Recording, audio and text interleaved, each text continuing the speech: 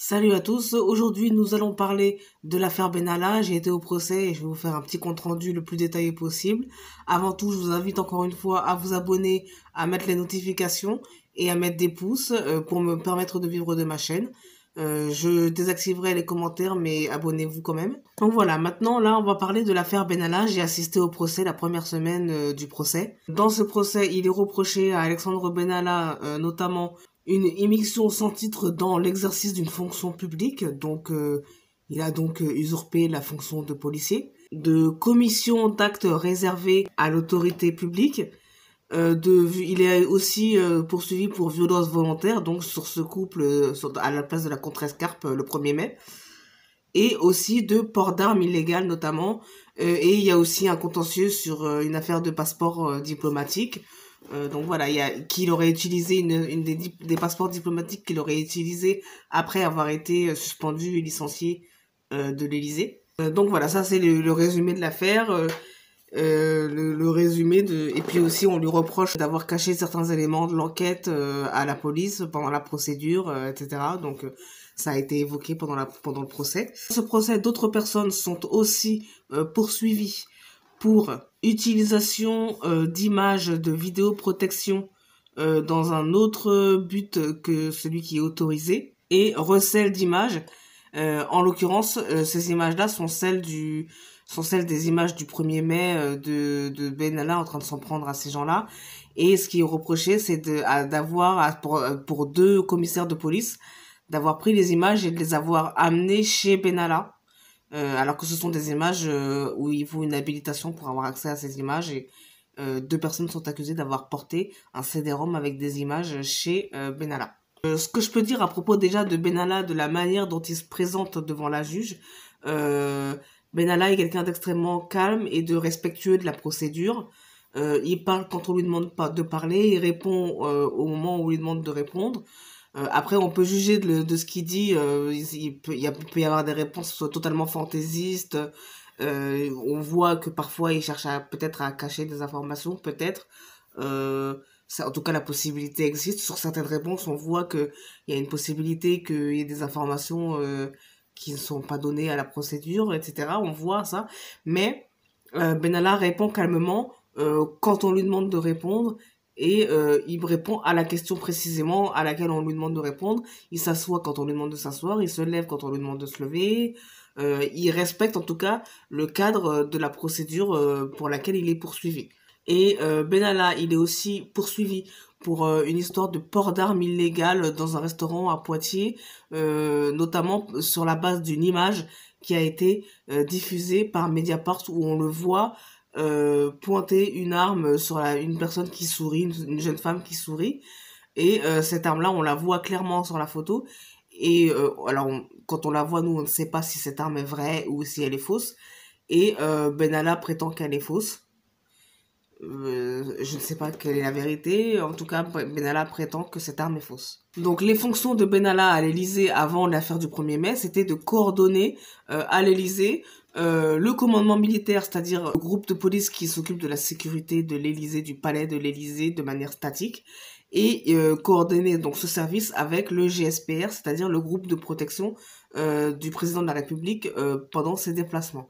Lui, Benalla, sa charge, c'était de coordonner ces deux services-là pour ne pas qu'il y ait des doublons de missions et qu'il se retrouve à deux services sur une seule mission pour coordonner, répartir comme ça les missions entre le commandement militaire d'un côté et le GSPR, le groupe de protection du président de la République, d'un autre côté. Alors, donc là, je vous ai un petit peu résumé, je vous ai donné les qualifications qui sont reprochées à Benalla, je vous ai donné quelles étaient les fonctions de Benalla, et maintenant, on va aller maintenant sur le fond de l'affaire et le fond de la procédure.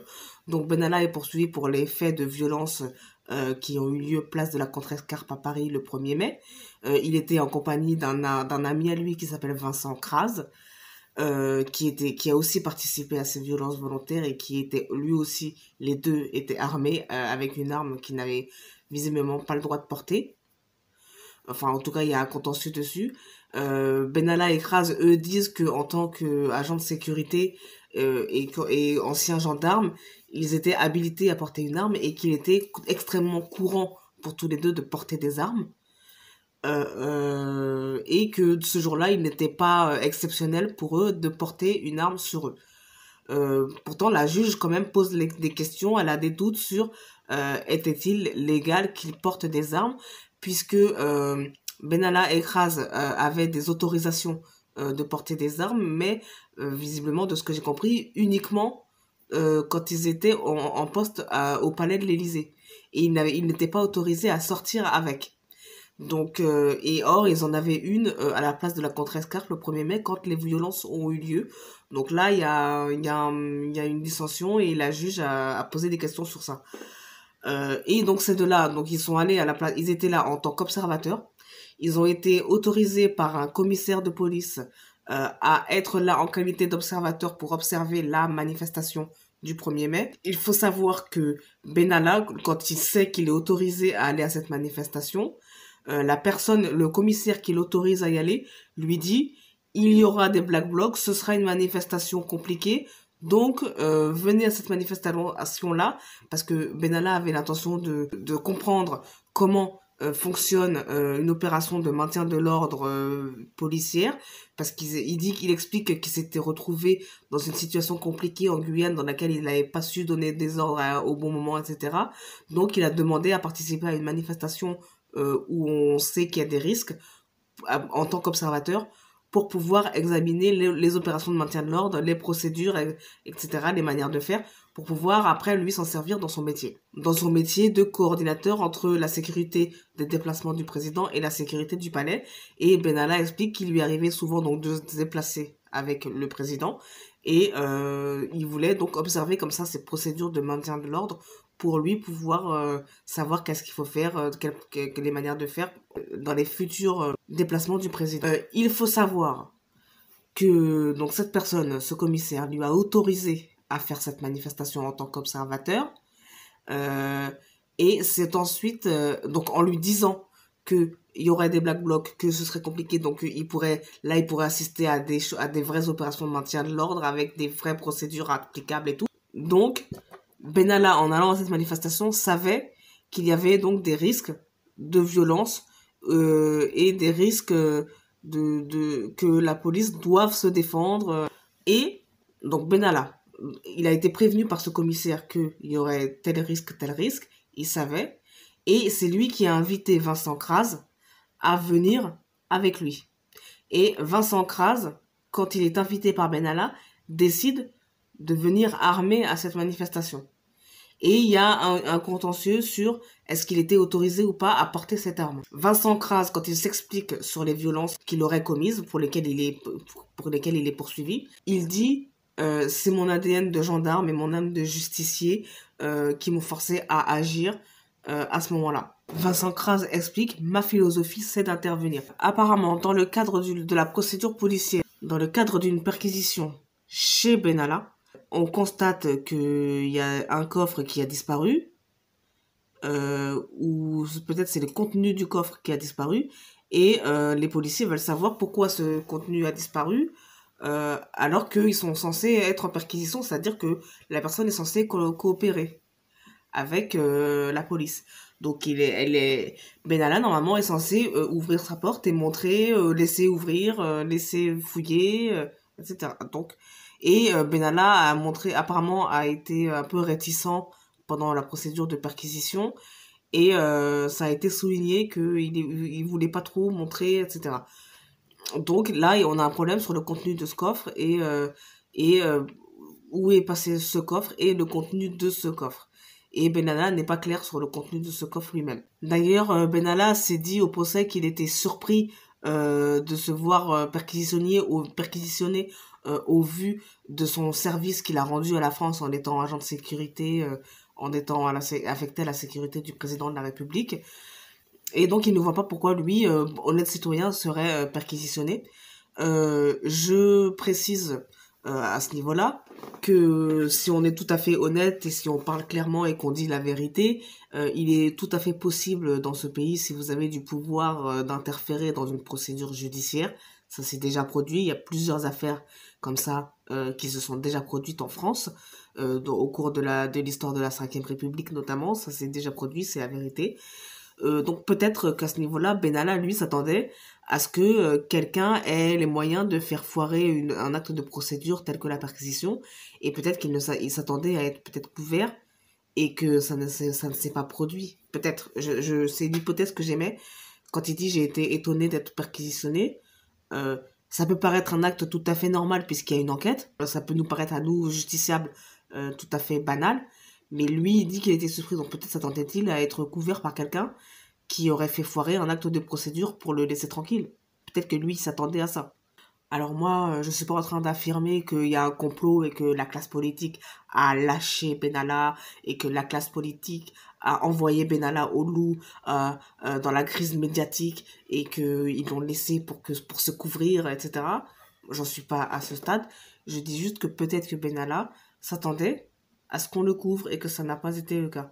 Et l'histoire de la Ve République démontre que il y a eu des magouilles, etc., dans certaines affaires judiciaires. Ça s'est produit, il y a des affaires judiciaires où il y a des doutes et où plusieurs théories circulent parce que il y a des doutes et des cachotteries. Ça s'est produit dans l'histoire de la Ve République.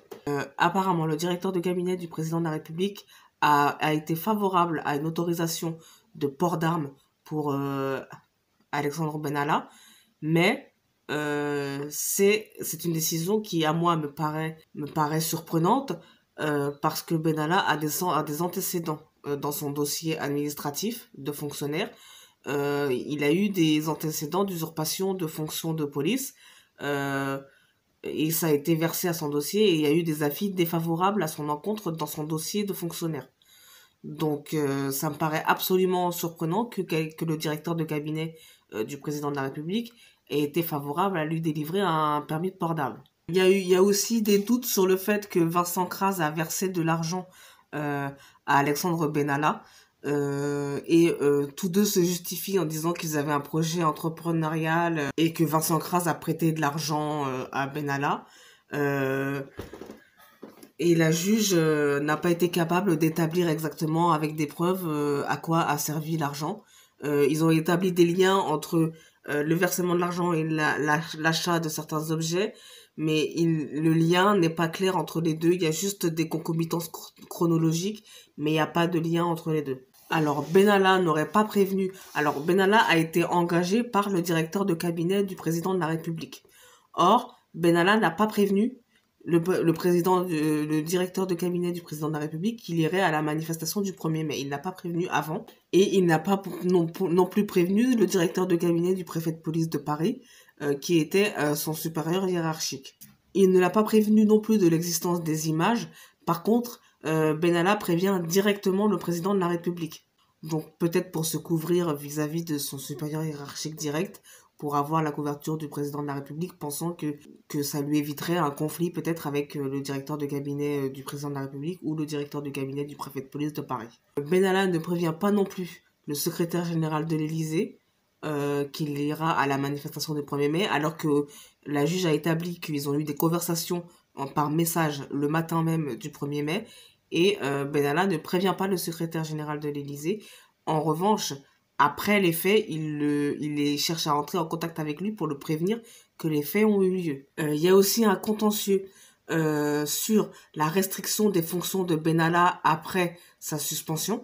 Alors il faut savoir que une fois que on sait que la vidéo du 1er mai est sortie, le 3 mai, Benalla est suspendu pour 2 semaines. Il est réintégré le 23 mai et là il apprend que ses fonctions ont été restreintes. Or, qui l'a suspendu? Benalla. Benalla a été suspendu par Patrick Stroda, donc le directeur de cabinet du président de la République. Donc il accepte et il est ensuite réintégré. Et au moment où il est réintégré, le secrétaire général de l'Élysée, Alexis Collère, lui dit qu'il il devrait être moins présent médiatiquement, revoir sa présence parce que il faut pas qu'il soit vu médiatiquement et qu'on puisse relancer l'affaire comme ça à cause des journalistes. Mais en fait, il y a eu une décision du directeur de cabinet du préfet de police, qui est le supérieur hiérarchique de Benalla, une fois qu'il est revenu de sa suspension, le directeur de cabinet du préfet de police de Paris a décidé de lui restreindre ses fonctions par un acte administratif, par une note administrative. Alors qu'à ce moment-là, Benalla donc a déjà été suspendu et il revient de sa suspension. La décision de la suspension a été prise par Patrick Stroda et celui qui ensuite restreint ses fonctions quand il revient de sa suspension, c'est François-Xavier Loche, le directeur de cabinet du préfet de police de Paris. Et Benalla, lui, il estime que s'il y avait dû avoir des restrictions de ses fonctions à son retour, la décision aurait dû être prise en même temps que sa suspension par Patrick Stroda. Il estime, Benalla, que sa sanction suite au fait du 1er mai, c'est d'avoir été suspendu les 2 semaines. Et que la décision de restreindre ses fonctions à son retour, prise par François-Xavier Loche, cette décision n'aurait pas dû exister parce que la décision de suspension n'avait pas été prise par lui et c'était déjà une sanction. S'il y avait dû avoir une restriction, elle aurait dû avoir lieu avec la suspension avant et c'est Patrick Stroda qui aurait dû prendre cette décision. Et en plus, François-Xavier Loche, quand il restreint les fonctions d'Alexandre Benalla, il fait une note qu'il ne diffuse pas aux autres administrations. Donc ça veut dire que je pense que Benalla prend ça pour une humiliation. Enfin, je pense que c'est ce qui s'est passé dans son esprit à lui. Donc, il prend ça pour une 2e sanction pour les mêmes faits. Lui, c'est ce qu'il prend. Et en plus, il estime que la décision de suspension a déjà été prise et que à son retour de sa suspension, on lui restreint ses missions alors qu'on lui a déjà dit, il sait, Benalla, qu'il devrait être moins visible dans les médias, que ça change un tout petit peu ses fonctions, en tout cas officieusement, mais officiellement, il est censé avoir les mêmes fonctions. Et que la sanction a déjà été prise, donc il n'y a pas besoin d'une 2e sanction. Et si la 2e sanction avait dû avoir lieu, c'est Patrick Stroda qui aurait dû prendre la décision et pas François-Xavier Loche. C'est ce que dit Benalla. Alors peut-être que la restriction des fonctions de Benalla aurait dû être prise, comme il dit lui, cette décision aurait dû être prise en même temps que la suspension et on aurait compris, tous compris. Mais Benalla estime que la différence dans le temps, comme ça, la sanction en 2 temps, en fait, ça fait 2 sanctions pour les mêmes faits. Et en plus, c'est pris par 2 personnes différentes. Donc, en fait, les ordres sont mal donnés, quoi. Les ordres ont été mal donnés, les décisions ont été mal prises, selon Alexandre Benalla. Il faut aussi que je rajoute que Vincent Kras, apparemment, à un moment donné, je ne saurais pas dire dans quel contexte, mais Vincent Kras, à un moment donné, est entré dans la salle de commandement du commandement militaire de la sécurité de l'Élysée. Il était armé et il n'était pas autorisé à porter cette arme. Et il est rentré armé dans la salle de commandement. Donc là, ça pose un problème de sécurité assez grave. Et apparemment, Vincent Kras ne prévient pas les personnes autour de lui qu'il est armé. Et il ne prévient pas Alexandre Benalla non plus qu'il est armé. Alors, je ne sais plus s'il est entré dans la salle de commandement de l'Élysée ou si c'est la salle de commandement qui servait à organiser la police le jour du 1er mai, le jour de la manifestation. Mais le fait est qu'il y a eu une occasion comme ça où Vincent Kras est entré dans le périmètre d'un bâtiment officiel où il y avait des autorités policières. Il était armé, il était illégalement armé et personne ne le savait. Voilà, c'est la fin de cette vidéo. J'espère qu'elle vous aura bien informé. Sachez qu'il y a certaines informations dont j'ai eu connaissance en étant au procès que j'ai décidé de ne pas divulguer dans cette vidéo par mesure de sécurité. Mais j'espère que vous avez quand même été informés. Je vous réinvite à vous abonner et je vous dis ciao.